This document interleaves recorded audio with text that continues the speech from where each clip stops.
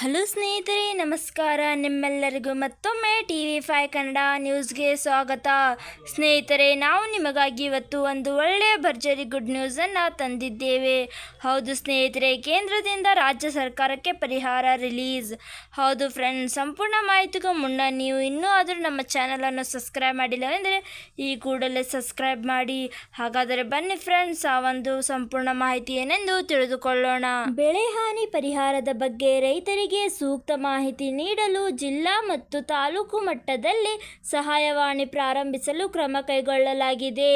ಈ ಮೂಲಕ ಸರಿಯಾದ ಮಾಹಿತಿಯನ್ನು ರೈತರಿಗೆ ತಲುಪಿಸಲು ಸಿಬ್ಬಂದಿ ನಿಯೋಜನೆ ಮಾಡಲಾಗಿದ್ದು, ಈ ಮೂಲಕ ರೈತರಿಗೆ ನೆರವಾಗಲು ಜಿಲ್ಲಾಡಳಿತ ಮುಂದಾಗಿದೆ. 2023ನೇ ಸಾಲಿನ ಮುಂಗಾರಿನ ಹಂಗಾಮಿನ ಬರ ಪರಿಸ್ಥಿತಿ ಹಿನ್ನೆಲೆಯಲ್ಲಿ ರೈತರಿಗೆ ಬೆಳೆ ಪರಿಹಾರದ ಮೊದಲನೇ ಕಂತಾಗಿ 2,000 ರೂಪಾಯಿ ಪಾವತಿಸಲಾಗಿದೆ. ಇದೀಗ ಅರ್ಹತೆಯಂತೆ ಇನ್ನುಳಿದ ಬಾಕಿ ಬೆಳೆ ಹಾನಿ ಪರಿಹಾರ ಬಿಡುಗಡೆ ಮಾಡಲಾಗಿದೆ.